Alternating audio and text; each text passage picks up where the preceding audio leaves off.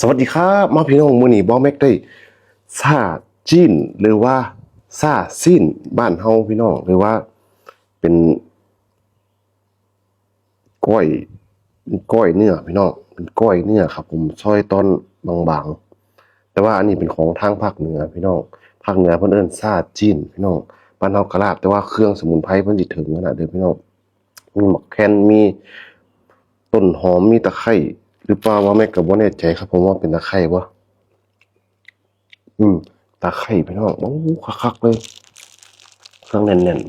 มาครับทางไก่เสียบๆทางกันข้าวเหนียวห้อนๆจังซี่ครับ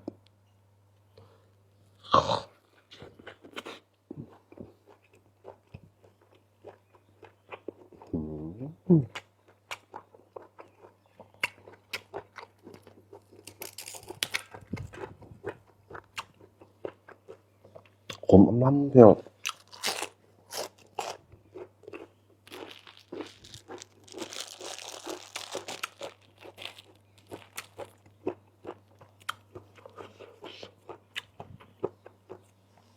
หอมเครื่องเทศสนใจพักเคียงลงไปพูดพี่น้องคักขนาดเลยบ่คือกันกับบ้านเฮาครับครับยังไงครับผม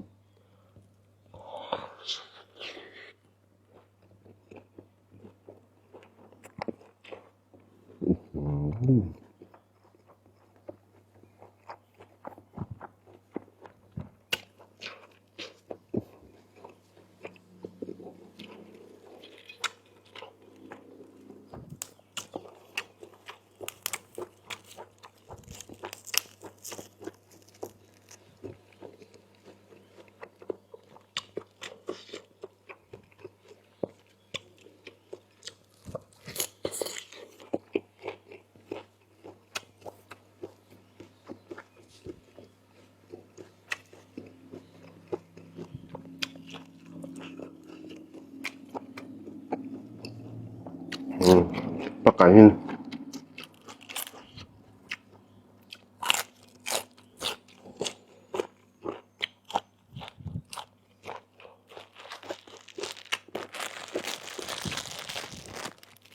อร่อย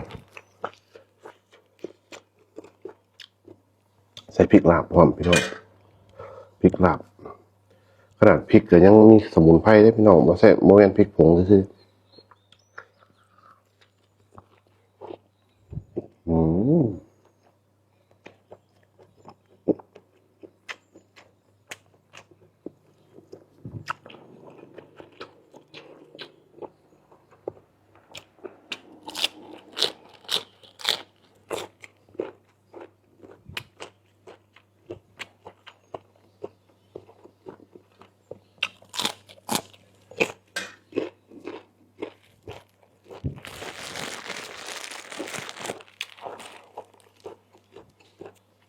จังซี่เลย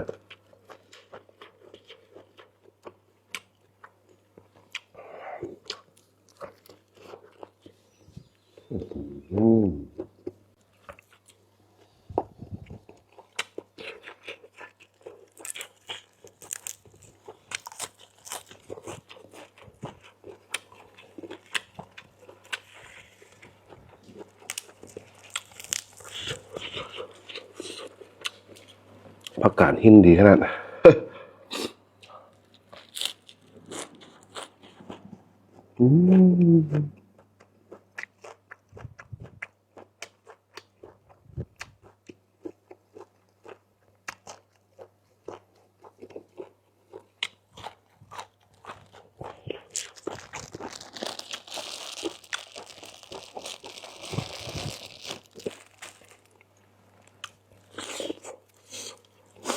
าสยิ่งขึ้นดังเลยเข้าใจ